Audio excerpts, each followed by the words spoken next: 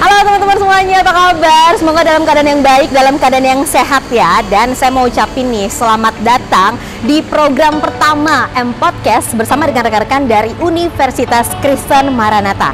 Dan di edisi perdana kali ini, saya bakalan ngobrol-ngobrol santai tapi penuh inspirasi dan informasi bersama dengan salah satu dosen dari Psikologi Universitas Kristen Maranatha. Seperti apa sih perbincangan seru saya bersama dengan beliau?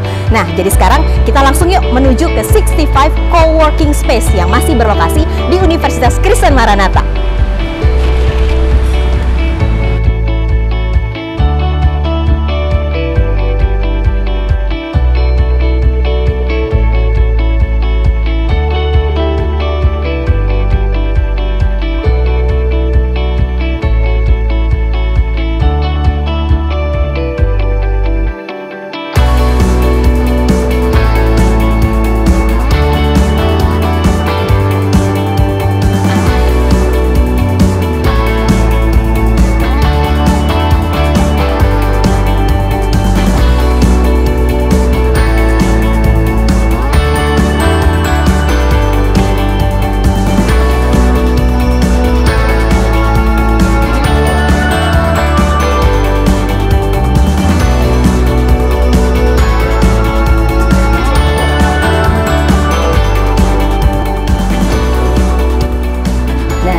Tadi sudah saya informasikan ya, kita bakalan ngobrol santai di hari ini teman-teman. Dan sekarang saya sudah ada di 65 Coworking yang berlokasi di Universitas Kristen Maranatha. Dan sudah bersama dengan narasumber saya yang cantik, yang pinter banget. Beneran pinter banget. Ini sudah ada Ibu Evni, dosen psikologi. Halo Ibu Evni. Halo. Apa kabarnya? Kabar baik. Sehat ya? Sehat, puji Tuhan. Karena hari ini kita bakalan mengupas ya tentang mitos dan fakta. Ini berkaitan dengan COVID-19, Bu Evni. Mungkin pada bingung ya, kenapa dosen psikologi? Kaitannya apa membahas tentang COVID-19? Biasanya kan mungkin dari para dokter begitu ya. Tapi, nah jangan salah, ini nanti kita akan membahas seperti apa sih berita-berita, dampak mitos dan fakta ke mental kita. Mungkin seperti itu ya Bu Evni ya. Nah, jadi untuk COVID-19 sendiri seperti yang kita tahu ini sudah mengubah dunia ya Bu Evni, hanya dalam sekejap. Semuanya berubah dari kurang lebih di Maret kemarin sampai dengan sekarang gitu ya. Kita ngobrol-ngobrol nih di awal September. Jadi banyak semua orang terkejut dengan aktivitas yang mendadak harus berubah dan akhirnya bermunculan lah Bu Evni yang namanya mitos dan fakta. Nah, jadi kurang lebih ada 6 mitos Bu Evni, nanti bisa ditanggapi oleh Ibu Evni. Nah kan, ini nanti bisa ditanggapi oleh Ibu Evni sendiri. Yang katanya nih, satu-satu dulu ya Bu Evni ya. Katanya, sinar matahari itu dapat menghilangkan virus corona karena mengandung sinar UV ataupun ultraviolet. Kalau menurut Ibu sendiri, sebenarnya ini betulkah atau memang hanya dikait-kaitkan karena virus itu mati katanya kan kalau misalkan di beberapa suhu tertentu gitu. Nah, sebenarnya boleh ditanggapi dong Bu Evni? Iya, memang kalau saya melihat gini, ini kan memang terkait dengan kajian bagaimana virus itu bisa dimusnahkan. Ya. Jadi kalau saya sih pakai logika biasa aja. Jadi misalnya kayak gini, kalau katanya virus harus mati dengan suhu tertentu, tentunya di atas 100 derajat Celcius. Harus berapa lama kita berjemur di bawah sinar UV? Nah kan, dan ini bercandanya gini, mending kalau coklatnya rata loh. Kalau coklatnya cuma nemplok di tempat tertentu, ya gimana? Iya. Malah masalah baru ya Bu. Oh iya, masalah baru. Nanti harus nyari klinik kecantikan, kayaknya nggak kelar ya. Mungkin stresnya atau sakitnya bukan karena COVID, tapi karena stres melihat kulitnya. Iya kan, akhirnya stres karena apalagi yang wanita-wanita ini iya, gitu ya Bu. Tentunya sekali. Dan kalau saya lihat juga laki-laki pun saat ini mereka cukup care kok dengan penampilan. Yes, ya? betul. Jadi mulai perawatan juga rutin. Apalagi ini sebenarnya masalah berjemur sendiri aja waktu itu ribut banget kan. Jam berapa sekali yang paling baik? Padahal akhirnya capek juga ya Bu ya untuk membahas masalah ini ya. Jadi itu memang mitos yang ya secara logika juga tadi masa sih sebenarnya seperti itu gitu. Iya, mungkin barangkali virus COVID-nya tidak bisa diatasi, tapi justru mungkin kulitnya kebakar, mungkin pemicu kanker kulit dan yang lain malah bikin sakit. Itu kan kita harus menggunakan nalar yang logis. Betul, berjemur sampai sepanjang hari begitu ya, hanya untuk tadi ya menghilangkan katanya virus corona. Oke, next nih ya, ada mitos selanjutnya nih, katanya Bu Evni pengering tangan yang suka ada di toilet umum gitu ya, yang di mana-mana sekarang ada hand sanitizer kan, dapat membantu membunuh virus corona karena ada suhu panasnya. Gimana kalau menurut Bu? Balik lagi pakai logika, kan suhu panasnya nggak nyampe 100 derajat Celcius ya. Iya. Kayaknya matang tuh tangan kalau iya bisa kalau mencoba meringkas. Kalau misalkan beneran nggak mau sih. Iya, jadi sehingga gini, karena kadang-kadang saking paniknya orang, saking cemasnya, jadi hal-hal yang barangkali mungkin sedikit menggiring opini itu seringkali terjadi. Iya, padahal kan sebenarnya kalau mencuci tangan yang baik, kalau kita tahu kan komponen virus itu kan molekul protein. Dengan adanya efek dari sabun cuci, ya, itu kan berarti kan ada beberapa komponen dari zat atau lapisan pelindung virusnya yang rusak, dan kemudian dicuci dengan air kan juga sebenarnya fine. Makanya kan ada teknik mencuci tangan yang tepat, nggak harus pakai pengering panas. Sekarang udah banyak campaign juga ya untuk mencuci tangan 20 detik seperti apa. Jadi untuk hand sanitizer yang nggak usah ditimbun juga masih ada nggak sih? Sekarang masa sih September masih ada timbun hand sanitizer? Kayaknya udah semua udah di mana-mana udah gampang nyarinya. Nah, udah gampang nyarinya, dan ya berharap kita semua juga memang sudah open minded juga ya untuk pengetahuan tentang hand sanitizer ini ya. Jadi kalau misalkan ke tempat-tempat umum dipakai seadanya, secukupnya gitu ya hand sanitizer juga. Nah, jadi mitos ketiga ini katanya ada juga nih Bu F nih, semprotan disinfektan itu tidak berbahaya bagi tubuh jika disemprotkan langsung ke tubuh. Nah, ini sekarang banyak bilik-bilik yang mendadak dibuat ya, banyak di tempat-tempat umum, di perkantoran, di rumah sakit. Nah, katanya semprotan disinfektan ini tidak berbahaya bagi tubuh jika disemprotkan langsung ke tubuh. Seperti apa nih Bu? Saya lagi berpikir seperti ini. Desinfektan itu kan hampir sama dengan kita berupaya untuk menetralisir satu permukaan benda atau ruangan tertentu. Betul. Dan kalau kita tahu kulit manusia kan komposisi atau komponen kimiawinya berbeda. Jadi kalau belum ada riset yang detail, yang pasti, yang jelas, dan itu dideklarasikan dengan resmi bahwa hasil penelitian dalam jangka waktu sekian efeknya seperti ini, keamanannya seperti ini, kayaknya jangan langsung deh. Jangan langsung divalidkan gitu ya untuk berita ini. Betul sekali, karena gini, untuk mengatakan secara medikal itu akan cocok, tepat, atau bisa mengatasi, tentu kan risetnya butuh waktu yang panjang. Nah, jadi kita harus memastikan itu ya. Nah itu dia ya, banyak kadang-kadang di rumah-rumah tertentu juga ada gitu yang sampai nyewa gitu disinfektan untuk anggota keluarganya kalau yang memang masih harus beraktivitas dari luar, sampai punya loh. Bu, ini ya ampun, dahsyat ya. Gitu ya. Kalau saya mendingan bikin kamar mandi di halaman gitu ya. Nah, mungkin masih lebih saya kepikirannya kayak gitu, kamar mandi di halaman dilengkapi rumah dengan mungkin sabun antiseptiknya, kemudian peralatan dan semuanya, dia mandi dulu, ganti baju bersih, baru dia masuk. Kan kalau orang zaman dulu biasanya kalau saya lihat di traditional village gitu ya, biasanya sebelum masuk rumah tuh ada kayak kentongan gitu ya buat cuci kaki ya. Dari dulu sebenarnya udah ada. Sudah ada, padahal dulu ada COVID. Betul. Kalau sekarang mungkin kamar mandi. Nah, kamar sekalian, jadi mandinya di luar, udah bersih, udah aman ya, yang di dalamnya juga. aduh gimana ya? Ini bener-bener, itu ide canggih loh pokoknya.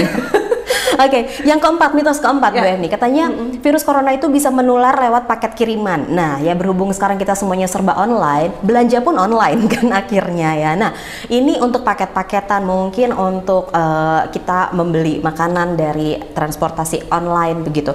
Nah, apakah corona bisa menular lewat paket-paket yang jalurnya kan tadi banyak juga gitu sampai akhirnya sampai ke konsumen. Nah, itu seperti apa?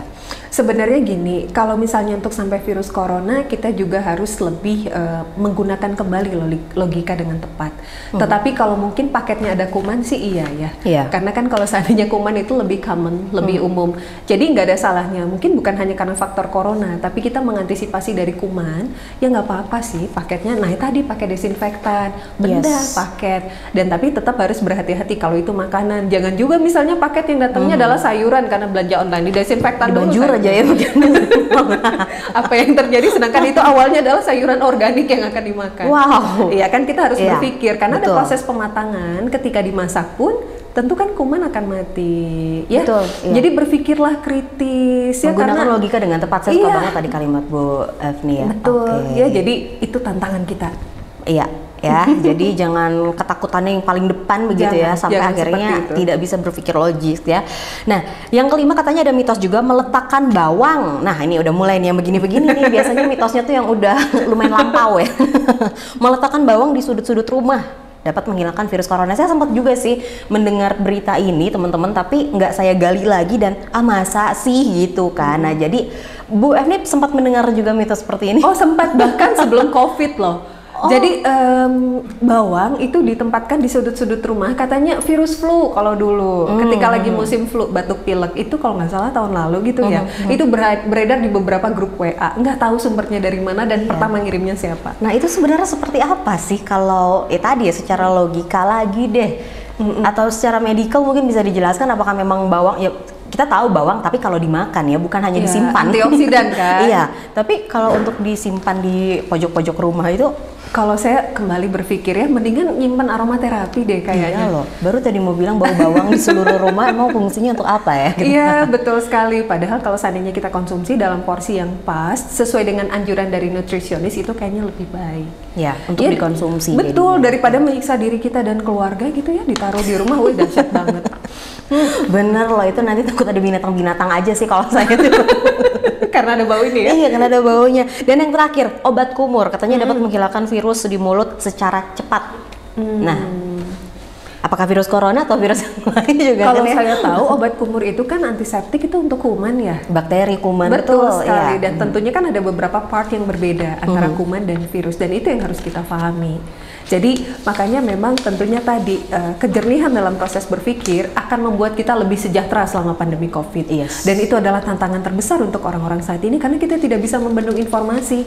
Informasi itu beredar dengan begitu mudah dalam dunia digital saat ini. Sekarang. Kita nggak tahu sumber dari mana, yang mana valid, yang mana enggak.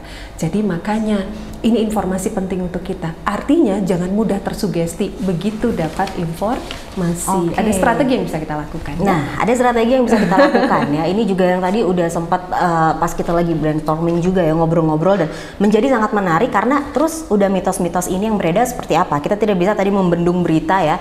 Akhirnya keputusannya di kita. Nah, tapi kenapa sih akhirnya banyak sebagian orang awam sampai ya orang-orang yang sudah pendidikan tinggi juga akhirnya keliru dan panik ketika menghadapi mitos ataupun hoax gitu ya. Nah, itu kalau dilihat dari sisi psikologi, sebenarnya ada proses apa sih Bu Evni sampai akhirnya berita itu bisa bikin seseorang panik? Padahal kan saya mendapat berita A, Ibu mendapat berita A juga, kita responnya bisa berbeda gitu kan. Tapi kenapa sih akhirnya ada orang yang paniknya sampai berlebihan gitu? Ada orang yang bacanya jadi keliru gitu kan. Nah, padahal konten beritanya sama Bu. Nah, itu seperti apa sih? Ya, memang sebenarnya gini, ini pengalaman saya juga ya selama saya praktek di pandemi COVID ini. Begitu banyak gangguan kecemasan yang saya temukan pada sejumlah klien yang saya tangani. Jadi sebenarnya kalau kita melihat begini, step pertama yang membuat orang menjadi panik karena tadi virus itu nggak kelihatan. Ya. Jadi orang cemas kadang-kadang karena dia merasa dia tidak bisa mengontrol. Jadi ciri khas dari manusia adalah mereka ingin mengontrol, bisa mengantisipasi situasi sehingga mereka merasa aman. Jadi secure feelingnya dapat. Begitu dihadapkan pada pandemi COVID dia nggak tahu. Bisa aja ada orang OTG kan, orang tanpa gejala. Betul. Atau mungkin dia satu ke tempat tertentu, dia merasa tempat itu kosong, tapi mungkin di sana ada virus yang nggak kelihatan. So itu yang menjadi langkah pertama yang membuat orang menjadi panik. Dan hal lain juga, kenapa tiap orang responnya berbeda-beda. Jadi gini, pada dasarnya ini juga terkait dengan bagaimana perkembangan dan perjalanan kehidupan seseorang. Untuk orang-orang tertentu yang dididik dengan proses mendidik yang sangat disiplin, hygiene-nya sangat diperhatikan, biasanya mereka akan lebih mudah panik. Makanya kalau kita melihat dalam kondisi pandemi COVID di Indonesia saat ini, yang lebih banyak panik kadang-kadang justru mereka yang memiliki edukasi yang cukup, mereka memiliki strata ekonomi middle up, dan kemudian mereka yang terbiasa dengan pola hidup sehat. Tapi kadang-kadang mohon maaf saya mengatakan kalau untuk barangkali ada saudara-saudara kita di luar sana yang dalam kesehariannya tidak terlalu care dengan hal itu. Mereka biasa-biasa aja tuh, pakai masker ya pakai, jaga jarak iya, cuci tangan ya tapi biasa-biasa aja. Dan kita nggak perlulah membahas kalau mungkin ada beberapa juga saudara-saudara kita di luar sana yang tidak terlalu care, mungkin mereka nggak pakai masker, ya nggak jaga jarak, berkerumun, itu tetap dilakukan. Jadi seseorang reaksinya akan berbeda-beda, itu tergantung dari bagaimana dia melakukan atau mempersepsi informasi yang datang kepada dia. Dan persepsi itu akan terbentuk dan itu berbeda-beda tergantung satu, latar belakang pendidikan, kedua, pengalaman hidup, kemudian status sosial ekonomi, dan keempat, belief, artinya mindset yang ditanamkan sejak dari kecil. Jadi mungkin saya atau Bu Mary atau mungkin rekan yang lain, beritanya sama, reaksinya beda, stresnya beda, sangat wajar. Itulah manusia. Nah itu ya, waduh gila saya tertegun banget. Tapi emang bener gitu melihat semuanya. Tapi saya percaya semua orang nggak ada yang mau sakit gitu ya. Betul. Semua orang juga punya caranya sendiri untuk tadi mengamankan keluarganya gitu kan, untuk menjaga apa namanya kesehatan dirinya sendiri dan keluarga. Cuma kan akhirnya ada yang freak. Nah ini dia nih Bu Efni. Oh gitu ya, malah gangguan paranoid gitu yang gitu muncul kan, itu personality disorder gitu ya. Terus nah iya ya, jadi kayak udah termasuk ke disorder juga kan. Ya iyalah kalau sampai segitunya. Ngelihat ke ya orang udah ada yang pakai APD kesualayan begitu kan, maskernya sampai berlapis-lapis gitu kan. Kayak mau tindakan medis ya? Iya yang kalau mau kesualayan udah mau tindakan. Oh ya, maskernya jenis apa itu yang N95 itu ya? Iya, itu yang sampai berlapis-lapis begitu ya. Ini sebuah keparanoidan yang tadi itu ditanggulanginya itu seperti apa? Karena kan akhirnya yang tadinya orang jadi dijauhin juga ya, itu yang bener namanya social distancing jadi bener-bener terjadi. Akhirnya orang jadi ansos dan malah jadi kayak musuh-musuhan, lu aneh gitu kan jadinya. Betul. Nah itu gimana sih Dok kita menyingkapi sekeliling? Ya, itu memang sesuatu yang kadang-kadang sulit untuk ditanggulangi. Jadi sebenarnya gini, kita harus tahu dulu kalau saat ini kan kita banyak mendengarkan kenapa kita harus menenangkan diri karena kepanikan katanya menurunkan sistem imun. Nah, jadi kita harus tahu dulu prosesnya seperti apa. Jadi gini, ketika kita membaca informasi, otak kita kan merekam, ada informasi baru yang didapat dari mata, gitu ya. Kemudian informasi itu akan diterjemahkan. Nah, tiap orang menerjemahkan beda-beda tadi tergantung pengalaman hidup. Nah, pada orang-orang yang ternyata pengalaman hidupnya itu menanamkan satu mindset tentang kebersihan, kesehatan yang luar biasa. Kadang-kadang dengan adanya berita tadi dia panik. Ketika dia panik, justru nanti tubuhnya akan melepaskan hormon kortisol, hormon stres. Dan ketika hormon stres itu terus-menerus dilepaskan, otak akan menerjemahkan tubuhnya dalam kondisi siaga 1. Jadi itu semua sistem organnya itu dahsyat kerjanya, karena tadi perintah dari otak. Iya, makanya kepanikan tadi ketika organ tubuh kita lelah bekerja karena adanya hormon stres, makanya biasanya sistem imunnya turun. Dan tidak sedikit juga kan kadang-kadang ada campaign kita lihat di sosial media, mereka bilang oke, kita melakukan mindful living, mindfulness meditation untuk relaxing kembali tentang kondisi kehidupan supaya kita tidak gampang drop sistem imunnya. Karena efeknya sih sebenarnya seperti itu. Ya, jadi memang gini, kalau kita bicara akhir-akhir ini hal yang terjadi dari efek pandemi COVID itu memang berpengaruh ke mental health. Betul. Dan bicara tentang kesehatan mental itu ada 3-in-1. Dan bulan September ini juga kita lagi campaign ya. Betul sekali untuk mental health di 10 September lalu kan hari tentang suicide ya, bunuh diri sedunia. Dan kemudian ini masih berlanjut sampai saat ini. Segala macam masih ya. Jadi kalau kita lihat untuk menjaga kesehatan mental nggak cukup yaudah nutrisi aja, ya udah deh olahraga aja, ya udah kamu positive thinking, meditasi, nggak cukup. Karena manusia itu diciptakan Tuhan dengan perangkat yang komplit. Ada 3-in-1 loh Bu Mary, ada mind, ada body, dan ada soul. Jadi 3. The mind itu informasi apa yang kita lock, kita kunci di dalam mindset, di fungsi berpikir. Body, apa yang kita makan, dan treatment apa yang kita berikan pada tubuh kita.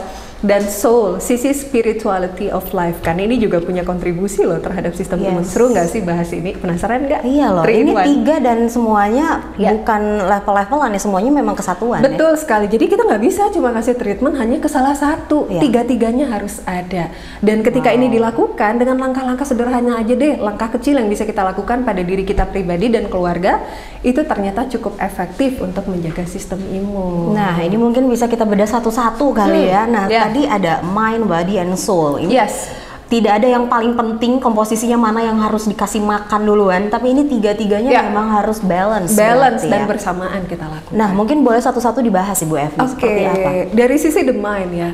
Jadi gini, pada dasarnya otak manusia itu ketika menangkap informasi, dia akan langsung menerjemahkan ke dalam sistem kimiawi otak. Dan itu hanya dalam hitungan detik loh. Makanya tadi saya bilang baca satu berita muncul hormon stres. Tapi ketika kita membaca pesan ya dari orang yang kita cintai, muncullah hormon oksitosin, hormon cinta. Itu hitungannya detik kan, terima makanya WA. cepat ya memang dahsyat responnya. Dahsyat banget. Atau kemudian ketika kita membaca berita yang lain, kita don't care, biasa-biasa aja. Nggak ada perubahan kimiawi yang dahsyat. Jadi itu adalah efek informasi. Makanya memang idealnya gini. kalau seandainya dalam kondisi seperti ini, upayakanlah baca informasi yang dalam tanda kutip netral dan positif 80% dari informasi yang kita terima. Wow. Jadi 20% boleh dong, kan penasaran pengen baca media gosip. Iya. 20% penasaran pengen baca berita konspirasi.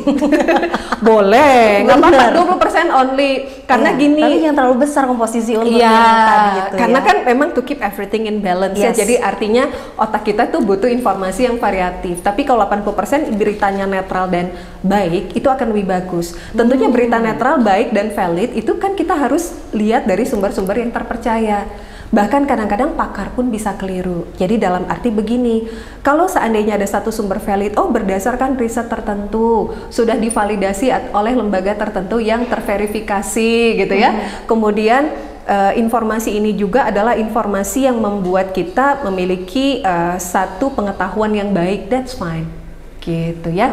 Nah, kadang-kadang memang gini, namanya dunia digital. Kita tidak bisa menghentikan informasi ya Bu Mary ya. Contoh, rata-rata di antara kita punya grup WA, grup Line atau mungkin grup Telegram itu banyak. Grup yang aktif ya. Yes, betul. Tentang berita, benar. Dan itu pagi-pagi ya.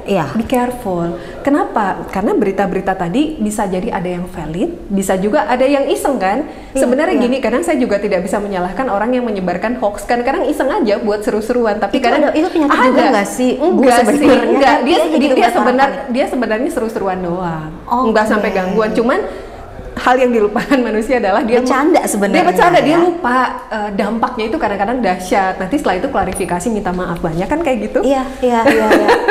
Jadi iseng aja tapi bablas gitu ya. Bablas sekali, itu kan banyak kita lihat saat ini. Dengan meminum ramuan ini, sistem imunmu akan oke. Tahu-tahu begitu ditelusuri lebih lanjut, ini risetnya mana, bahannya apa. Dia cuma kayak iklan pribadi aja untuk betul, gitu, pansos ya. Iya, pansos. Jadi dengan kita lebih kritis menalar dan melihat informasi, artinya 80% tadi informasi yang baik dan netral, itu akan membuat fungsi otak kita menjadi lebih sehat.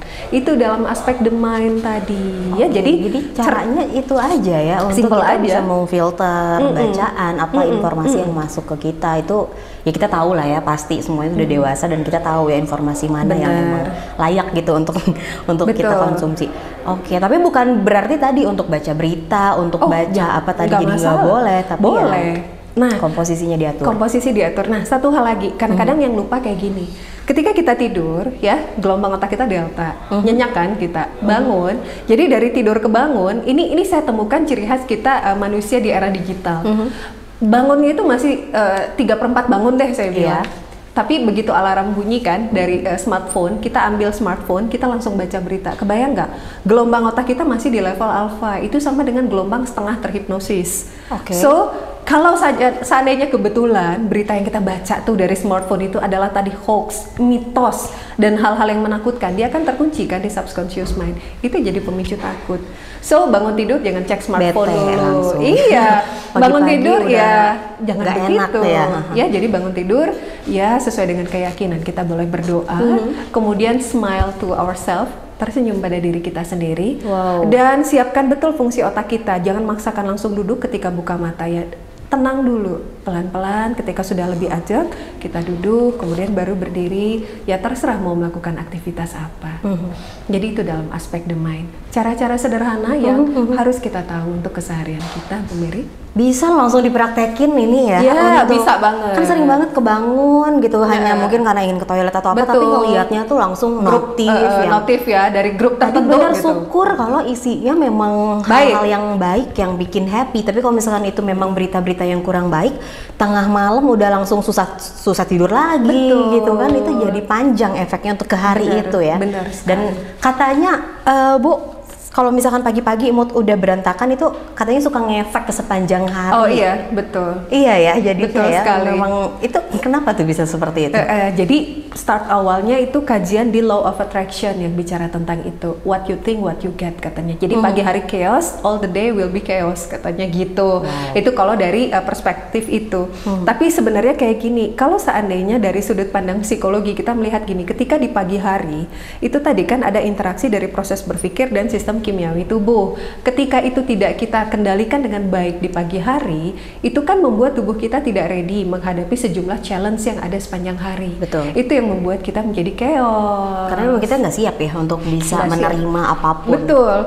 Karena tidak di set up. Jadi seperti layaknya ini, semua perangkat ya, perangkat elektronik, apapun kan harus di set up dulu di awal. Ketika dia udah ready, boleh deh dimasukin apa aja.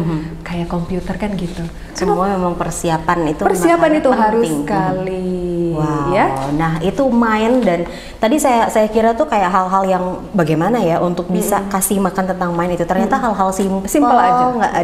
Nggak ada yang sulit juga sepertinya untuk bisa dijalankan ya. Betul sekali. Jadi tidaklah harus misalnya, aduh aku harus jadi ahli the mind ya, the mind cyber. Ikut seminar-seminar nggak harus juga lah, nggak sih. Karena gini, otak manusia itu natural dan treatmentnya itu pun butuh natural. Cuman kadang-kadang yang sering terjadi adalah kita nggak tahu itu aja. Iya.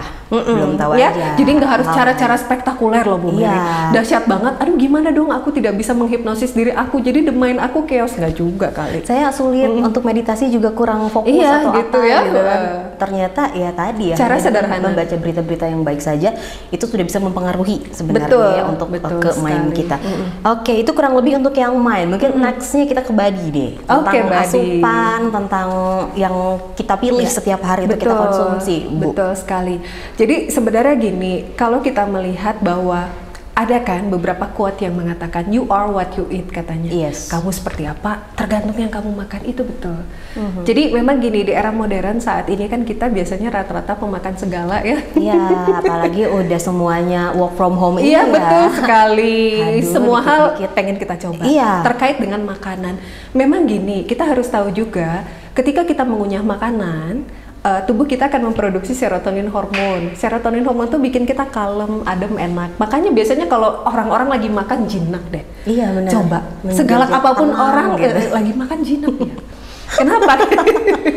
Ada yang bermain, ada hormon di sana bikin tenang kita. Betul sekali. Makanya ada orang tertentu ketika mereka cemas, dia overeating, dia makan terus. Makannya bukan buat kenyang, karena supaya dia butuh mengunyah. Tetapi kita harus tahu jenis makanan seperti apa. Jadi kalau saya di sini membahas bukan masalah nutritionist, I'm not a nutritionist ya, tapi saya membahas seperti apa pengaruh makanan ke fungsi psikologi manusia. Jadi gini, ngaruh juga ya, ngaruh lah makanan ke psikologinya. Seperti apa itu, Bu? Jadi gini, pada saat kita memakan makanan yang komposisi dagingnya cukup banyak atau berlebihan, itu beberapa kajian mengatakan pH tubuh kita akan menjadi asam. Oke. Berarti banyak protein ya? Protein dan ya lemak dari daging juga ya. Komplit lah, pokoknya dari hewani. Daging ya. Iya. Dan itu membuat tadi tubuh kita menjadi asam. Ketika tubuh yang pH-nya asam itu sama dengan pH tubuh orang lagi stres berat. Itu biasanya moodnya jadi nggak oke. Nah, aduh ganas ya habis makan daging langsung. Makanya kita bisa paham ya gini loh. Ada beberapa teman-teman di luar sana, mereka membentuk satu community tentang healthy life. Mereka kadang-kadang makanannya lebih ke nabati ya, tumbuhan. Bahkan beberapa teman-teman lain pun ada yang menjadi vegan. Kemudian mereka melakukan meditasi, kemudian mindful living, lebih tenang. Ya, kenapa? Karena makanan-makanan nabati itu membuat tubuh kita menjadi basah. Ketika tubuh kita basah, sistem imun kita tidak mudah turun. Kenapa? Karena adrenalin gak gampang naik, ya. Tapi gini deh, kadang-kadang kan yang namanya hidup itu sebagian besar manusia kan butuh keseimbangan. Aduh nggak bisa banget deh, aku masa nabati semua. Oke lah, pengen lah ya, kita seimbangkan saja lah. Ada hewani, ada nabati. Ya jadi makanya itu yang harus kita ingat. Jadi dalam hal ini adalah jenis makanan yang kita makan itu akan sangat berpengaruh. Padahal kalau saya mikir gini loh, untuk orang Indonesia, ya jenis makanan kita itu sebenarnya relatif aman loh. Dari zaman dulu leluhur kita makan lotek nggak sih? Lotek dari rujak. Dan itu maksudnya komposisi nabatinya ada kan. Kalau butuh proteinnya ada dari kacangnya juga. Betul. Gitu ya, ada dari tahu tempe. Toh kalau misalnya aku pengen makan nasi uduk ada ayam goreng ya nggak masalah gitu. Jadi iya relatif memang relatif aman. Jadi nggak usah juga ya, kadang-kadang gini. Aku mau mengubah resep masakan repot juga. Karena cari lagi yang lain gitu ya. Iya, ini loh Indonesia itu kadang-kadang gini, kita udah makan kupat tahu kita ngerasa belum makan. Aduh. Lo udah makan belum sih? Belum. Aku baru makan kupat doang nih. Aku mau makan baru nasi. Baru kupat ya. Sekarang ya. udah mau cari nasi. Bener. Padahal itu jenjang apa? Udah mirip ya. Jamnya juga masih dekat gitu ya. Betul sekali. Jadi memang kalau kita mengikuti sebenarnya jenis makanan kita untuk Indonesia so far sih aman ya. Yang penting kita perhatikan tadi komposisi bahan-bahannya.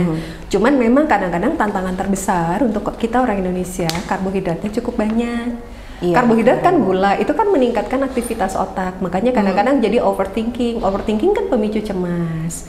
Jadi kita butuh karbo dalam batas yang wajar. Itu konsul deh ke nutrisionis, itu porsinya harus berapa. Beda-beda macam-macam dari golongan darah. Iya, nutrisionis tahu betul kan, tapi minimal tadi perlu diperhatikan. Ini secara generalnya. Secara general aja, jadi harus ada seimbang antara nabati dan hewani, karena itu akan mempengaruhi mood. Ada satu lagi yang bikin pengaruh mood, apa coba? Aduh, jumlah bakteri baik yang ada di perut. Hah? Iya. Bakteri baik yang ada di perut. Bakteri pencernaan, gut bacteria. Jadi kalau bakteri ini tidak berfungsi dengan efektif, kita gampang gangguan mood. Jadi makanan-makanan yang mood loh ya. Iya, makanan probiotik ya, misalnya yogurt, kemudian ada beberapa jenis buah gitu ya, itu bisa dimakan. Karena itu untuk menjaga juga. Kalau dari sisi the body loh ya. Wow. Iya, jadi makanya ketika aktivitas bakteri ini terganggu, pencernaannya terganggu, moodnya jadi nggak oke. Namanya pun bakteri baik ya tadinya. Yes, betul. Jadi kalau misalkan ini memang terganggu, pasti tadi ya moodnya lumayan ya chaos juga gitu. Jadi sekali. Itu ya. Jadi makanya memang kalau dalam sisi biopsychology mencoba untuk menelaah lebih dalam tentang bahwa ternyata dari jenis makanan tertentu akan berpengaruh kepada mood kita. Makanya tadi yang gampang ya udah deh seimbang antara nabati hewani. Perlu ada antioksidan dari buah. Kenapa? Otak kita perlu berpikir dan bahan bakarnya itu adalah salah satu gula. Ya gula yang paling gampang didapat dari buah itu untuk fungsi berpikir. Jadi sehingga kita tidak menambah gula artifisial ya, gula tambahan. Cari-cari yang minuman warna manis yang matcha lagi ya. Betul sekali. Dan tentunya dari sisi the body ada satu exercise ya, olahraga yang harus kita lakukan. Karena gini, selama kita work from home di pandemi COVID, banyak keluhan yang saya terima juga adalah Mbak Evni, kenapa ya motivasi aku turun gitu. Nah, motivasi itu terkait dengan kadar oksigen yang ada di tubuh. Kalau kata dari sudut pandang biopsikologi. Jadi itu sama kayak males-malesan dan iya gitu. Jadi gitu-gitu kayak aja ya, gitu kayak kurang gairah, nggak semangat. Udah bosen. Betul. Dan kadar oksigen di tubuh itu akan bisa didapatkan dari proses oksidasi. Itu hanya didapat dari olahraga. Makanya ada gerakan-gerakan ringan, exercise ringan di rumah itu penting. Walaupun cukup di rumah ya. Ya iyalah kan nggak harus keluar juga gitu. Iya. Wow, nah jadi memang sebegitunya loh. Ini ini luar biasa sekali memang perbincangannya ya. Sebenarnya hal simpel semuanya, tapi mungkin kita udah tahu, tapi kita sepelekan begitu ya. Jadinya tidak kita praktekkan. Terus permasalahannya tadi kenapa ya gampang cemas, gampang bosen, tidak termotivasi, apalagi sekarang mungkin work from home gitu ya. Itu sekali. Berpengaruh ke kinerja nih jadinya. Oh, banyak yang konsultasi seperti itu juga ya, Bu? Banyak, betul. Ya, jadi makanya saya selalu menyarankan kadang ke beberapa, kalau seandainya dia berbentuk perusahaan atau lembaga tertentu, saya bilang ntar kalau break time ya, bukan pas makan siang, ya cemilannya diganti buah gitu ya. Jadi setidaknya tadi karena ada tadi kan ngaruh juga berpengaruh ya, beberapa untuk bakteri baik ya, bakteri baik, metabolisme dan mood kita. Jadi kondisi kita tergantung dari apa yang kita makan. Jadi makanya kadang-kadang kan ada yang bilang juga, kan beberapa artikel saya suka baca protein itu bagus. Makanya saya bilang konsul ke nutrisionis, ke ahli gizi, supaya tahu pas porsi protein yang kita butuhkan dalam tubuh kita itu berapa. Karena over protein bikin kita gampang aggression, gampang marah. Nah, ini nih tuh, bingung kan? Over protein bikin kita gampang marah. Itu kaitannya kenapa, Bu? Karena begini, tubuh kita kan rata-rata misalnya protein yang kita dapatkan hewani, tubuh kita kan pH-nya asam. Itu sama dengan pH orang lagi stres tinggi. Orang lagi stres tinggi kan kalau bikin status di sosmed senggol bacok gitu. Iya. Udah ngasih tau ke dunia. Oh iya, hati-hati loh mbak gue. I'm not in a good mood gitu. Jadi kayak gitu. Ya jadi seimbangkan segala sesuatu. Tanyakan kepada ahli yang betul-betul menguasai. Tetapi kalau saya di sini menginformasikan sedikit dari sudut pandang psikologi. Tapi ada beberapa orang orang yang memang sekarang menjalankan selain diet karbo, ada juga yang diet protein gitu ya. Nah itu kalau misalkan tadi over protein bisa jadi seperti itu gitu. Tapi kalau misalkan memang ada orang yang dalam kondisi tertentu harus menekan dulu gitu, itu gimana? Bu? Nah rata-rata kadang saya juga penasaran ya, saya bertanya juga ke teman-teman saya yang ahli gizi, kemudian saya juga membaca beberapa artikel yang dalam tanda kutip berasal dari sumber yang valid gitu ya. Memang kan ada jenis diet tertentu sebenarnya awalnya itu diperuntukkan pada orang dengan gangguan medis tertentu. Jadi kita harus paham dulu sejarahnya. Jadi artinya makanya tadi kalau seandainya kita biasa-biasa aja, umum-umum aja, apakah cocok untuk diterapkan? Kayaknya kembali kita berpikir lebih kritis ya.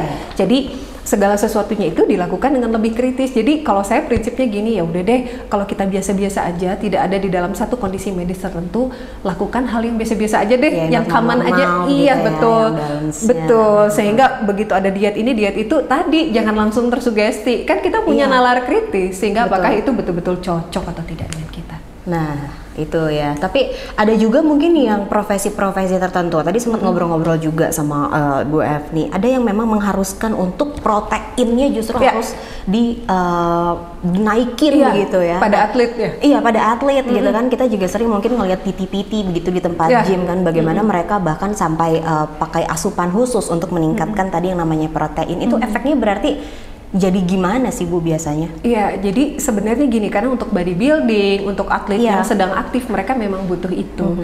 Tapi hal yang perlu kita perhatikan, untuk atlet itu porsi pengeluaran kalorinya seimbang loh. Ini kita atlet enggak, PT kagak gitu ya. Iya juga. Iya, kegiatan olahraganya juga, ya gimana mood, kadang exercise, kadang enggak.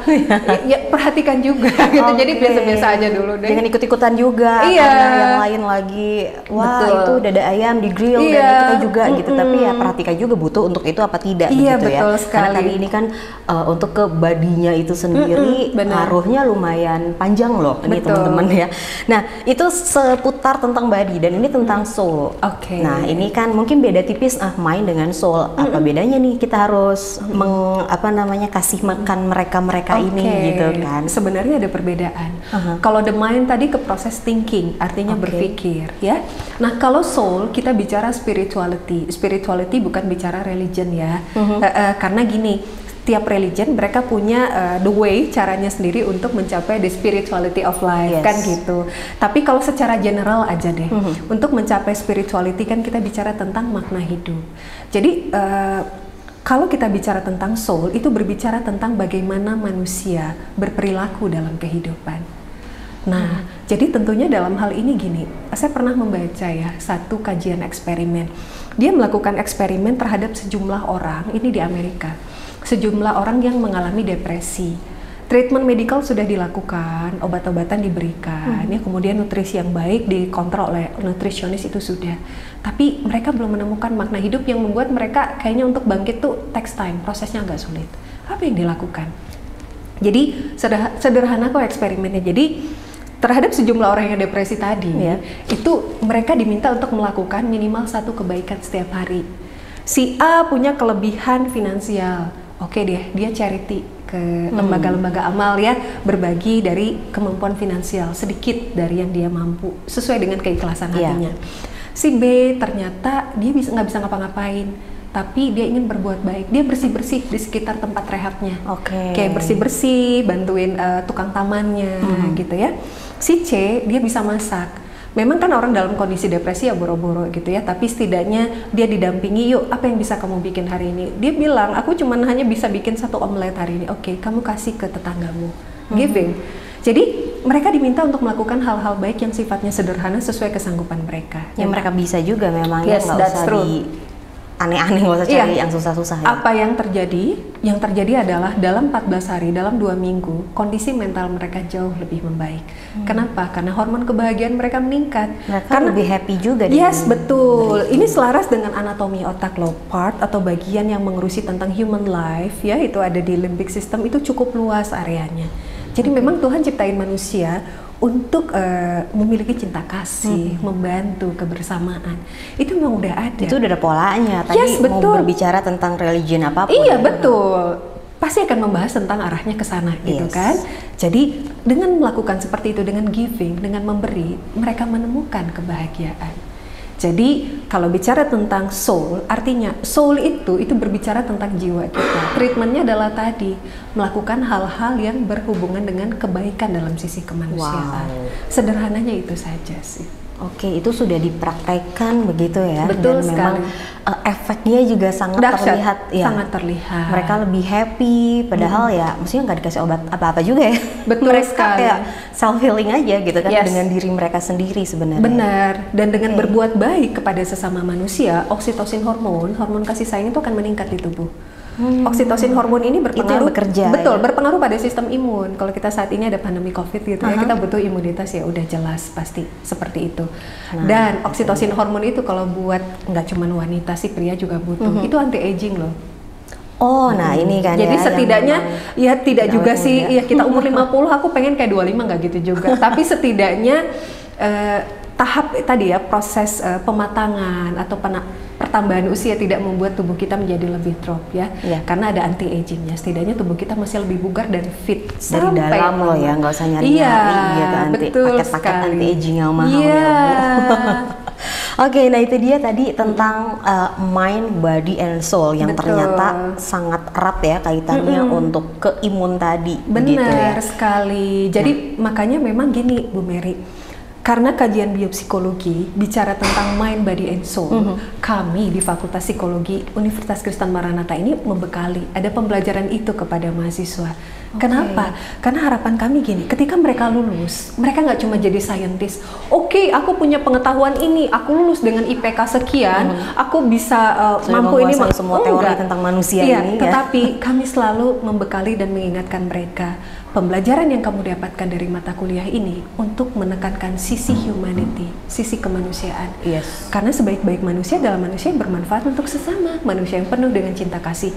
So, terapkanlah ini. Jadi itu bekal buat adik-adik mahasiswa di Fakultas Psikologi. Wow, ini luar biasa sekali loh, diingatkan kembali karena memang sekarang soft skill itu penting, soft skill, social skill begitu ya. Apalagi di pandemi sekarang ini ya, Bu ya. Betul sekali. Karena dengan soft skill yang baik kita akan mampu bertahan menghadapi perubahan yang kadang-kadang unpredictable.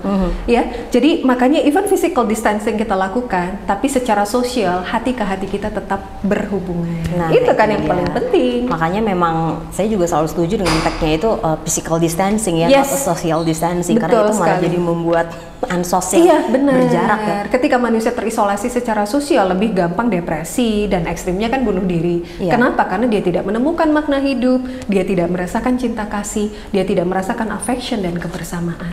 Even kita ketemunya secara virtual nggak masalah, tapi kita tahu kita nggak sendiri. Itu secure feelingnya dapat dari sana. Nah itu sebenarnya yang sekarang memang lagi penting makin kesini. Mungkin pas kemarin mungkin 2 bulan doang gitu, 3 bulan doang, udah makin kesini makin lama semua udah mulai ya. Banyaknya ya tadi kecemasan, sudah insecure itu menyerang semua usia kayaknya ya. Oh iya betul sekali, dan tentunya semua profesi ya. Iya, dan kadang-kadang gini, apa yang kita pelajari itu hanya tinggallah teori. Makanya tadi yang saya sampaikan ke Bu Mary, cara-cara praktis aja deh yang bisa kita lakukan dalam keseharian kita.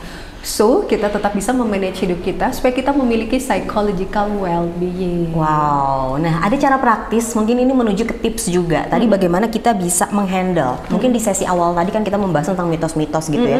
Sampai sekarang orang udah tahu sih mitosnya, tapi saat ada berita baru lagi gitu kan, nggak usah berita deh, cuma ngeliat angka kenaikan aja ada, langsung panik gitu ya, langsung panik begitu kan. Terus, wah ini tiba-tiba baru ngedengar Bandung katanya zona hitam loh, tapi ngomong pas lo denger kayak gitu udah langsung bentar lagi PSBB, bentar lagi sektor ini, aduh bentar lagi bisnis gue langsung kacau lagi segala macam begitu ya. Nah mungkin ada tips yang bisa dibagikan untuk kita semua nih Bu Evni, tentang tadi selain menggunakan logika dengan tepat, berarti kan ada untuk menghandle berita yang membombardir kita yang kita nggak tahu bagaimana kadang-kadang memfilternya. Syukur-syukur mental kita lagi oke, tapi pas kita juga lagi jengah gitu ya, itu berita kadang lebih gampang ditelan gitu kan. Nah, gimana caranya nih tips dari Ibu untuk kita bisa menghandle berita-berita yang kita hadapi setiap hari mau nggak mau? Saya ingat salah satu teknik yang dikembangkan oleh Ilci Lee, seorang ahli brain respiration technique, sekarang bermukim di Amerika, dan dia bikin base dari brain respiration center di MIT. Nah, jadi gini, Kalau menurut riset yang dilakukan oleh beliau adalah bahwa manusia itu memiliki kesadaran penuh sebenarnya ketika manusia mampu mengontrol pernafasannya. Jadi kita paham dulu kenapa begitu banyak teknik meditasi, mindfulness, mindful living, dasarnya dari sana. Jadi artinya gini, kalau nafas kita tidak terkendali, contohnya kita terengah-engah nih gitu ya, atau kita lagi panik, itu biasanya nafas uncontrol. Yang terjadi apa? Bagian otak yang bekerja itu amigdala. Tadi yang saya katakan ada di tengah otak.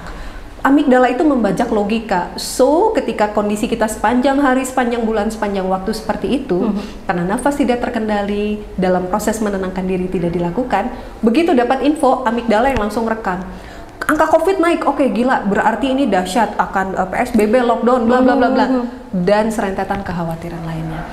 Jadi makanya kenapa tadi bangun tidur nggak boleh buru-buru baca berita, tenang dulu, ketika buka mata ucapkan doa sesuai keyakinan, tersenyum pada diri sendiri dan kendalikan nafas. Ya, mulai dari itu tutorialnya banyak, nanti bisa dilihat ya di sosmed, mau di YouTube banyak.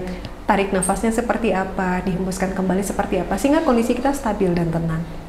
Oke, ketika stabil dan tenang itu nanti yang bekerja frontal lobe, otak depan, sehingga informasi yang masuk ke kita itu akan jadi nalar kritis ya. Jadi begitu informasi masuk itu tidak akan langsung yes, karena fungsi otak depan itu dia melakukan filtering, dia cari informasi, kemudian dia berpikir lebih dalam, kemudian kita jadi penasaran, saya harus cek dulu sumber informasi. Itu yang membuat kita jadi lebih terkendali dan tidak gampang panik. So, start from this time, kendalikan fungsi nafas ya. Jangan biarkan tubuh kita chaos dengan napas terengah-engah seperti kayak habis dikejar serigala.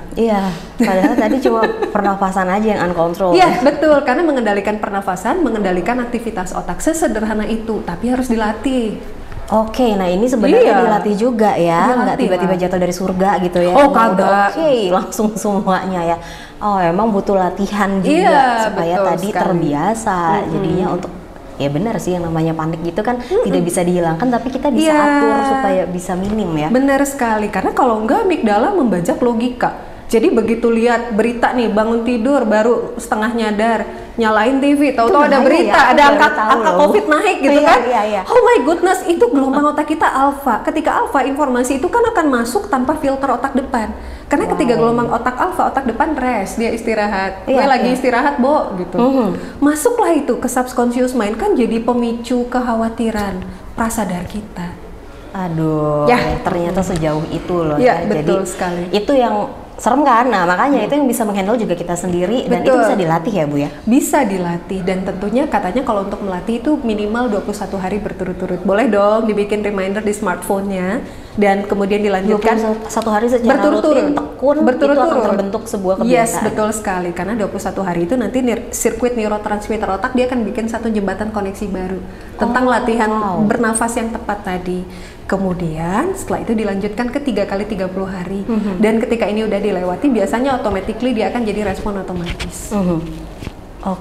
Jadi sebenarnya cara-cara yang simpel ya Bu ya? Cara yang simpel, tidak mudah tersugesti, kita tidak mudah terbajak oleh informasi negatif. Karena kita memang tidak bisa menghalangi semua berita-berita gitu ya. Kita malah kadang udah nggak tahu mana berita yang benar, mana berita yang ngaco, mana tadi ada pihak-pihak tertentu yang iseng kata tadi kan, ya happy aja gitu kalau misalkan ngelihat kepanikan gitu ya. Jadi kita sendiri. Betul sekali. Jadi memang kalau dalam situasi seperti ini, kalau saya berprinsip gini, kita nggak boleh nyalahin, wah teman-teman pers tuh asal naikin berita jangan nyalahin orang. Kendali itu ada pada diri kita sendiri. Mau diterima, mau dibaca atau enggak kan gimana kita. Teman pers juga nggak maksain buat nyuruh kita baca kan. Benar juga. Jangan nyalahin juga nggak maksa terima berita kita. Betul. Jadi ciri khas dari individu dewasa adalah dia bertanggung jawab atas dirinya sendiri dan dia tahu betul apa yang dia lakukan. So bukan waktunya untuk menyalahkan lingkungan. Nah, jadi jangan salahkan lingkungan. Nah, bertepatan juga dengan di bulan September ini tadi mental illness ya. Apa aja sih sebenarnya yang memang digalakan, terutama mungkin dari pakar-pakar psikologi yang memang sangat terlibat. Ini sedunia begitu kan ya. Ada apa sih yang pengen di-sharingkan atau ada misi apa sih kalau dari Bu F ini mungkin bisa mewakili teman-teman psikolog? Jadi sebenarnya intinya gini, tujuan dari mengapa kita menyuarakan ini, kita menggiring orang-orang dari berbagai usia untuk mencapai psychological well-being, sejahtera secara psikologis. Orang yang sejahtera secara psikologis ciri khasnya adalah dia mampu beradaptasi terhadap perubahan apapun. Meskipun pada step atau tahap awal transisi perubahan itu ada krisis, itu ada kekhawatiran, itu wajar. Dan perlu diperhatikan juga, ketika orang dalam kondisi mentalnya sehat tidak berarti dia nggak bisa sedih loh. Sedih tetap ada, bete ada, kecewa ada, marah ada. Tapi manusia biasa, part otaknya ada kok yang mengendalikan bagian itu. Tetapi dia tidak berlama-lama seperti layaknya orang yang depresi. Kalau depresi sedihnya lama, durasinya seminggu, 2 minggu, 3 minggu, 1 bulan, makanya butuh penanganan khusus kan. Tapi kalau kita sedih, oke lah, ada sedih bisa menangis, tapi kita cepat bangkit kembali. So, kita akan tetap memiliki atau menghayati adanya perasaan ciri khas berbagai nuansa emosi manusia, tapi tidak dalam kadar yang ekstrim. Itu mental health.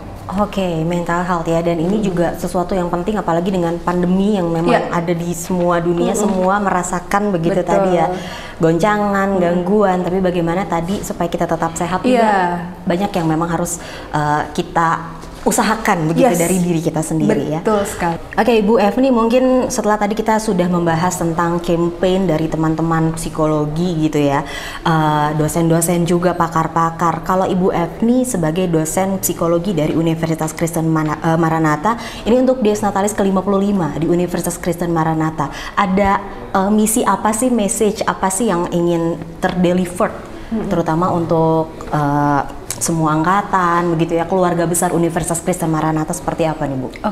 Dalam memaknai 55 tahun perjalanan Universitas Kristen Maranatha, saya lebih melihat bahwa saya bagian dari tim yang ada di sini untuk mendampingi adik-adik mahasiswa untuk menjadi ilmuwan yang memiliki cinta kasih. Kenapa? Karena ketika mereka lulus menjadi ilmuwan yang memiliki cinta kasih, mereka akan berkarya untuk kebaikan manusia. Mereka akan memberikan yang terbaik, meningkatkan kesejahteraan manusia, dan tentunya karya-karya mereka itu akan selaras dengan sisi-sisi baik dalam kehidupan. Dan dalam arti di sini tidak hanya sekedar masalah nilai, tidak hanya sekedar mereka lulus menjadi jurusan apa, tidak seperti nilai itu. secara akademik begitu. Betul, tapi nilai sekali. Kehidupan juga. Nilai kehidupan, sehingga kemampuan akademik, skill yang mereka dapatkan selama mereka menjadi mahasiswa di sini bisa mereka terapkan dalam kehidupan nyata, dan mereka akan bermanfaat bagi sesama. Itu yang saya tangkap nilainya ya. Jadi itu adalah salah satu misi ya di Dies Natalis 55 ini, tadi bukan hanya pintar secara akademik saja, tapi secara emosional juga mereka juga bisa maksimal ya. Di 2 menit terakhir ya, mungkin dari Ibu Evni sebagai closing statement dari Ibu untuk kita semua yang sedang bergabung. Nah, challenge terbesar kita saat ini adalah untuk menikmati proses, seperti menikmati proses kapan pandemi ini akan berakhir. Jadi ada satu yang ingin saya sampaikan, bahwa semesta alam diciptakan oleh Tuhan melalui proses. Demikian juga pada diri kita sendiri. So, enjoy everything dalam kehidupan kita, karena segala sesuatu akan terwujud tepat pada waktunya. Luar biasa banget ya pokoknya. Ibu Evni, terima kasih banyak untuk ilmunya, ini luar biasa. Semoga kita bisa ketemu di next session lagi ya. Amin. Dengan membahas, karena dunia psikologi ini dunia yang nggak ada habisnya ya, nggak sih? Mungkin Bu Evni sendiri tahu gitu sebagai pakar, terus mempelajari tadi ya tentang humanity itu yang luar biasa, dan pasti semua orang juga tadi sangat setuju lah ya untuk semua yang sudah kita bahas ya, kurang lebih di 50 menit ke belakang. Ibu Evni sukses terus ya, salam untuk keluarga, untuk mahasiswa-mahasiswa juga yang sekarang masih daring ya. Iya, masih daring, tapi semoga semuanya sehat dan sukses pokoknya untuk semua yang direncanakan ya. Terima kasih. Itu dia ya teman-teman, perbincangan saya bersama dengan Ibu Evni, dosen dari Psikologi Universitas Kristen Maranatha. Berharap perbincangan kita walaupun singkat, walaupun santai, tapi bisa memberikan satu inspirasi baru untuk Anda. Kita bertemu lagi di M Podcast, ngobrolin apa lagi, bersama dengan siapa lagi, tunggu terus. Makanya stay tune terus di M Podcast Universitas Kristen Maranatha.